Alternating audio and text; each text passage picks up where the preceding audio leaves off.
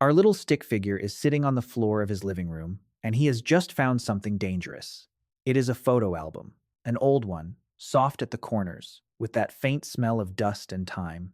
His mother handed it to him earlier and said, "Here, this is you," before he wandered into the room and forgot about it. Now it is evening, the light is low, and he has opened it across his knees, almost by accident, and there he is, a baby. Round cheeks, a wobbly head, eyes wide open, and staring at something just out of frame. In one photo, he is being held up to a window. In another, he is gripping someone's finger with his whole tiny fist. In another, he is mid-laugh, gums showing, completely undone by something that was, to him, the funniest thing that had ever happened in the history of the universe. Our stick figure smiles at the pictures, and then, very slowly, the smile fades, because a strange and quiet question has crept up on him. He does not remember any of this, not a little, not vaguely, not even a blurry fragment. He looks at the baby being lifted to the window and feels nothing, no echo, no familiarity, no sense of "I was there." It is like looking at a stranger who happens to be him. He sets the album down and tries an experiment. He closes his eyes and reaches backward as far as he can go. He tries to find the very first thing he can remember. He pushes past last week, past last year, past school, past the house they lived in before this one. He keeps going and going, and the memories get thinner and patchier. And then, somewhere around the age of 3, maybe 4, they simply stop. There is a wall, a soft, total, silent wall. And on the other side of it, where the first years of his entire life should be, there is nothing at all. He opens his eyes, a little shaken, because here is the thing he is starting to understand. Those years happened. They were not a blank. He was alive in them. He was awake. He was seeing, hearing, feeling, learning at a speed he will never match again for the rest of his life. He learned what a face was. He learned what a dog was. He tasted something sweet for the very first time and his whole body lit up. He figured out, at some point, that the two strange waving objects in front of him were his own hands. Every single one of those moments was real. He was there for all of them, and every single one of them is gone. Our stick figure stares at the wall in his mind. This is not like forgetting where he put his keys. This is not a fuzzy detail or a name on the tip of his tongue. This is the entire first chapter of his existence, the most dramatic period of growth his brain will ever go through, erased almost completely, in silence. Where did it go? Where do the first years of a life actually go? He looks down at the baby in the photo, the one laughing with his whole face, and he feels an ache he cannot quite name. He wants to know that baby. He wants to remember being him, and he cannot. So, he decides, in the way that only a stick figure in a story like this can decide, that he is going to find out where those years went. He is going to go back and look for them himself. He leans toward the photograph. The edges of the room go soft. The lamplight stretches and blurs. The floor tilts gently beneath him, and the present day folds away like a page being turned, and our stick figure falls backward, gently, through his own life, all the way down to the very bottom. And then he is standing in a quiet room he has never seen before, and yet somehow knows it is a nursery. Warm, yellow light. A mobile turning slowly above a crib, and in the crib, impossibly small, is a baby. Our stick figure walks over on tiptoe, half afraid to breathe, and looks down. It is him. The baby version of him. Maybe a few months old. And the first thing he notices, the thing that stops him cold, is that this baby is not blank. This baby is busy. The little eyes are tracking the mobile, locking onto each shape as it drifts past. When a door opens softly in the next room, the baby's whole body stills, listening. A woman's voice drifts in, just a few murmured words, and the baby reacts instantly, turning toward the sound, calming, recognizing. Our stick figure realizes with a jolt that this baby already knows that voice, knew it before he was even born, heard it through the warm dark of the womb and filed it away as the most important sound in the world. He kneels by the crib, watching. The baby yawns, blinks, and looks right at him, right through him, with an expression of pure, open curiosity. And our stick figure understands something he had never really let himself believe. There was someone home. This was not an empty machine waiting to be switched on. This was a person. A small, fierce-feeling person experiencing a brand new world at full volume. The baby cries one way when he is hungry and a completely different way when he is lonely. He prefers some faces over others. He is delighted, frightened, soothed, amazed, all of it, all day long. Consciousness was here from the very beginning. The experiences were real, and they were vivid, and they were his. Our stick figure feels his throat tighten, because that only makes the mystery worse. If the baby was this awake, this alive, this full of genuine experience, then where did all of it go? How does a mind so busy, so switched on, so flooded with the world, end up leaving behind a wall of total silence? He stands up. He looks around the warm little nursery one more time, and he says, quietly, to no one, "All right, if the experiences were real, then the answer is not that nothing happened. The answer is something about how this little brain keeps things, or fails to." And the room shifts again, and he steps forward to find out. Our stick figure now finds himself standing inside something enormous and strange. It looks like a film studio, but a chaotic one. There are cameras everywhere, pointed in every direction.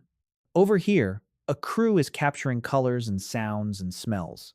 Over there, a separate crew is recording how things feel, the warmth, the softness, the sharpness of a moment. In a third corner, yet another crew is tracking the order of events, what happened first, what came next, the simple story of a thing.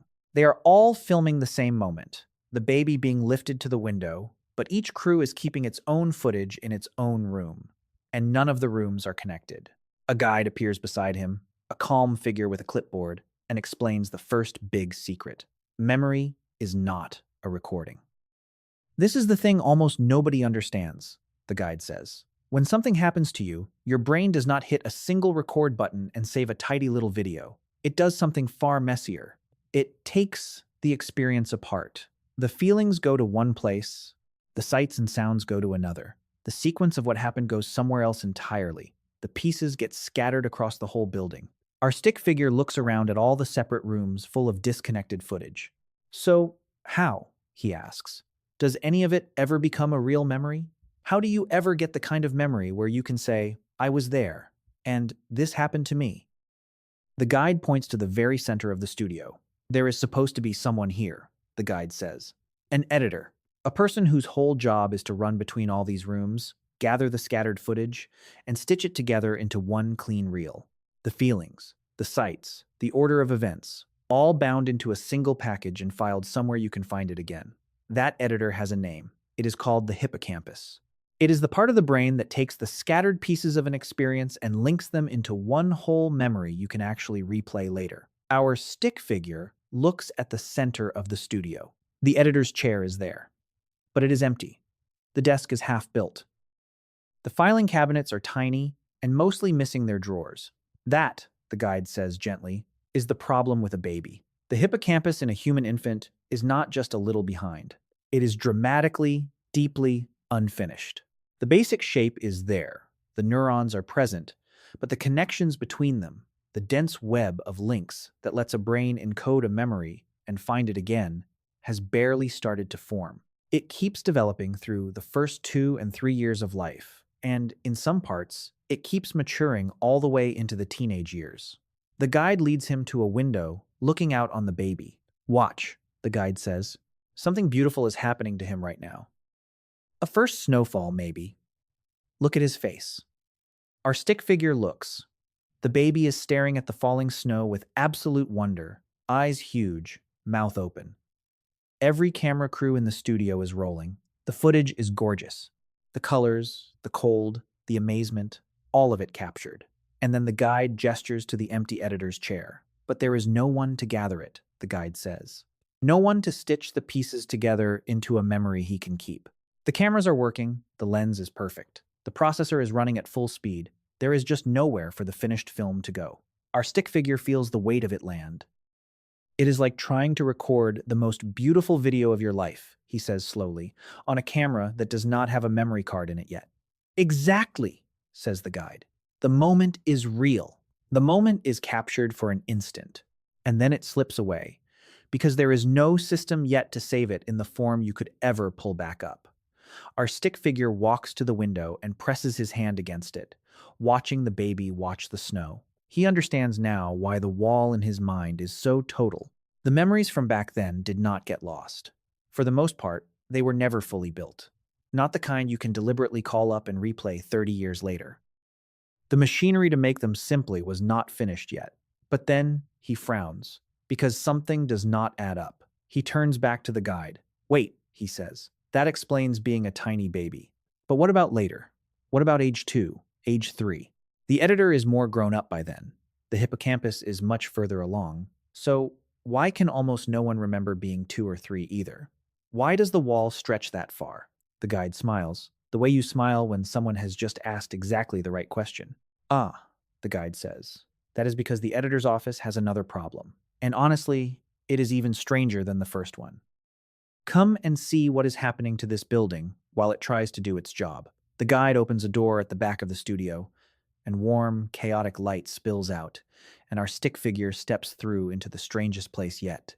Our stick figure steps into a library, and it is pure, beautiful madness. It is the biggest library he has ever seen, and it is being built while he stands in it. Workers are everywhere, hammering up new shelves by the hundreds every single day. Books are pouring in faster than anyone can possibly sort them. Every time a section gets organized, 3 new sections are added beside it, and the whole layout has to change. Shelves are being moved while books are still on them. A book filed neatly this morning is somewhere completely different by afternoon, because the shelf it sat on has already been picked up and carried across the room. This, the guide says, over the noise, is the baby's hippocampus. And the reason it is so chaotic is the most wonderful thing about it. The guide explains the second secret. For a long time, people believed your brain was born with all the brain cells it would ever have, and that was that. They were wrong. The brain grows new cells throughout your whole life, and it does it most furiously of all in early childhood.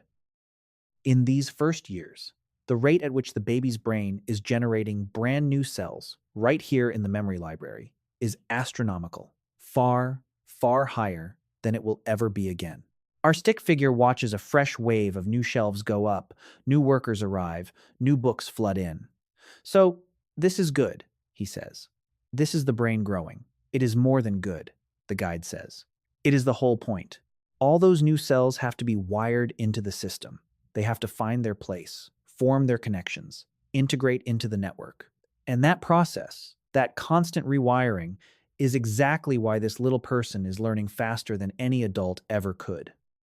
He is absorbing the entire world at a speed that will never come again. The guide pauses. But here is the price. All that building, all that rewiring, all those shelves being torn up and rebuilt, it destabilizes everything already on them. You cannot keep a memory safely filed in a library that is rearranging its own floor plan every single day. The very thing that makes this brain a genius at learning, the explosive growth, the relentless new cells, is the same thing that makes it almost impossible to hold on to a stable, long-lasting memory. Our stick figure watches a book he had been pointing at vanish as its shelf is wheeled away. The brain, he says quietly, is trading memory for learning. It is choosing to soak up the world as fast as it possibly can, and the cost of that speed is that it cannot file any of it away to keep. The guide nods. He was learning faster than he ever will again, and forgetting almost all of it was the price of that speed. Our stick figure stands in the roaring, building, shifting library for a long moment. 2 reasons now. An editor who is not finished. A filing system that will not hold still. But the guide taps him on the shoulder. There is a third, the guide says, and it is the strangest of all. Listen. The library goes quiet. And our stick figure realizes that in this whole enormous place full of books, there are no words, no labels, no titles on the spines, no language anywhere. That is the third secret, the guide says. The kind of memory you were looking for, the I remember when I was little and this happened to me kind, is tangled up with language far more deeply than people think. Not just because you need words to tell a memory to someone else, but because remembering, deep down, is telling the story to yourself. When you remember, you are quietly narrating. You are building a little tale with a beginning, a middle, an end, and a main character who is you, moving through time. And a baby, the guide says, does not have that yet. He has a self, yes. He absolutely knows he exists, right now, in this moment. But it is a present tense self. This is happening to me now self. To stretch that self backward into a personal history, into an I was there last winter and I remember it. He needs language as the scaffold to build the story on. Without words, there is no story. Without a story, there is no narrator. And without a narrator, there is no one inside the memory to be the one it happened to. Our stick figure thinks of the baby, full of feeling, full of experience, with no words yet to tie any of it into a tale. The proof is everywhere, the guide adds. Children who learn to speak later tend to gain these personal memories later too. People remember their early years most clearly in whatever language they were actually speaking at the time. And children whose first language is sign language show the very same early forgetting, which means it is not about speech out loud at all. It is about language as a way of thinking. The words are not just how you tell the memory afterward. The words are part of how the memory gets built in the first place. Our stick figure stands very still, taking it all in. 3 reasons, he says. An editor who has not finished growing. A library rebuilding itself so fast, nothing stays put.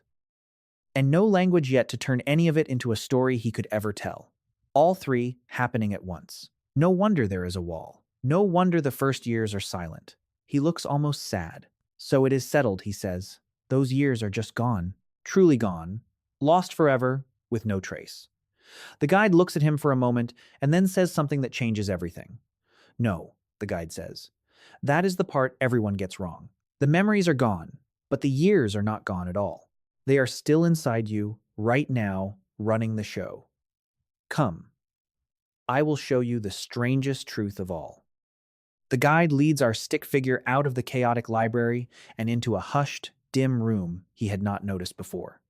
There are no books here, no film reels, no words. Instead, the walls are covered in dials and settings, like the inside of some quiet machine. Each dial is turned to a particular position. One is labeled, in feeling rather than letters, how safe is the world? Another, can I rely on other people? Another, what happens when I am afraid and I cry out? This room, the guide says softly, is where the first years actually went. Not into memory you can read, into settings you can feel. The guide explains the deepest secret of all.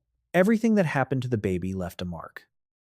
Not as a story he can tell, but as a quiet calibration of how he expects the world to be. If, again and again, the baby cried and someone came and soothed him, his whole nervous system learned, far below any words, that distress is temporary and help arrives. That dial got set to the world is mostly safe.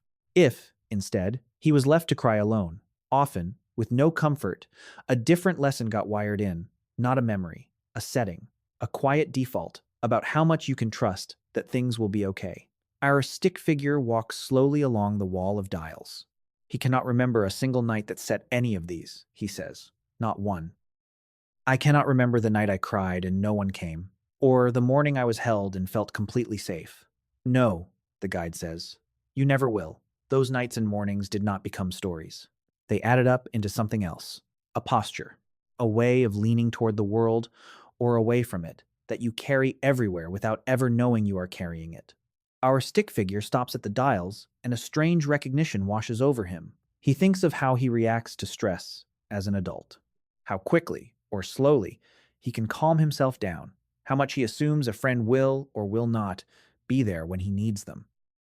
He thinks of fears that seem to come from nowhere, and comforts he cannot explain, and the way certain situations make him tense up for no reason he could ever name. These are the dials, he whispers. I have been reading off these dials my entire life. I just never knew the dials were here. The guide nods. You forgot the experiences. You kept the lessons. The trouble is, you cannot examine a lesson you do not know you learned. You just act on it and wonder why you are the way you are. Then the guide does one more thing. The guide reaches out and gently turns our stick figure toward a mirror on the far wall, and inside the mirror is a scene the stick figure thinks he remembers. His second birthday. A cake. People singing. He has pictured this so many times it feels like a true memory. But look closely, the guide says. And our stick figure looks, and his stomach drops, because the scene is not built from his own eyes at all. It is built from a photograph he has seen 100 times, and from a story the family tells at every reunion, and from being told over and over what happened that day. His brain took the photo and the story and quietly built a little movie, and then filed that movie in the same drawer as real memories. It feels exactly like remembering, but it is a reconstruction, a story about himself that other people handed him, that he eventually absorbed as his own. Our stick figure stares at the mirror, deeply unsettled. So my earliest memory, he says, might not even be mine. It might be a story I was told so often, I started to believe I lived it. It might, the guide says gently. And that is uncomfortable, but it is worth sitting with. Because part of who you think you are is built on stories about your own beginning, and some of those stories were borrowed, not remembered. For a moment, our stick figure feels lost, standing between a wall of dials he never set and a mirror full of memories that might not be his. It would be easy, here, to feel like a stranger to himself. But then the guide says the last thing, and it lands like warm light. Here is what it really means, the guide says. The first years of your life were not wasted just because you cannot remember them. They were the most important years you will ever live. They are when the whole foundation of you was laid down, deeper than memory can reach. You do not remember learning to see, but you can see. You do not remember learning that the people who love you will come back, but some part of you waits for them anyway.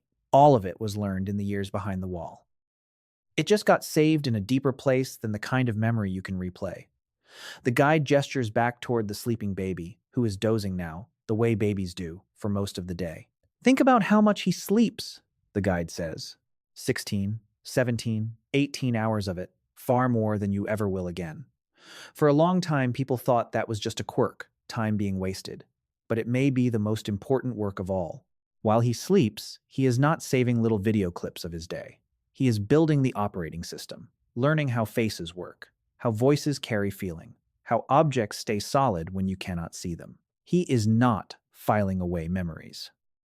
He is installing the software that everything else in your life will run on. That is why the awake hours behind the wall were never stored as stories. They were too busy being turned into the very ability to live. Our stick figure looks at the dozing baby with something like awe. He was not wasting those hours, he says. He was building me. And the dials, the guide adds, are not your destiny. They are only your starting position. The brain stays changeable your whole life. A setting that got turned one way in a crib can be turned slowly by new experiences that prove the old calibration wrong. Safe people, steady relationships. New evidence, gathered year after year, that the world is kinder than a frightened infant once concluded. You cannot fix the past by remembering it, because there is nothing to remember. But you can update it by living something new. Our stick figure feels the lostness lift. He looks one more time at the wall of dials, and this time it does not frighten him. It is just the place he started from. And starting is not the same as ending. The room fades. The dim light stretches and softens. The floor tilts gently, and our stick figure rises back up through his own life, through the years, until he is sitting once more on the floor of his living room, in the low evening lamplight, with the old photo album still open across his knees. He looks down at the baby in the photograph, the round cheeks, the wide eyes, the whole face undone with laughter at something he will never remember. And this time he does not feel like he is looking at a stranger. He understands now that baby was awake. That baby was feeling everything, learning everything, building the quiet foundation that became the person sitting here on this floor. The receipts are gone, the footage was never saved. But the building still stands, and he is standing in it, right now, made of years he cannot recall. He runs his thumb gently over the photo of the laughing baby. "Thank you," he says softly, "to the little person he used to be. I do not remember you, but I am still made of you, and whatever the world told you back then, I am allowed to learn something new now." He closes the album slowly and holds it against his chest for a moment in the warm and quiet room. The first years happened. They mattered more than almost any years that came after. He just was not allowed to keep the receipts. But sitting here tonight, for the first time, that feels less like a loss and more like a gift he is only now old enough to understand.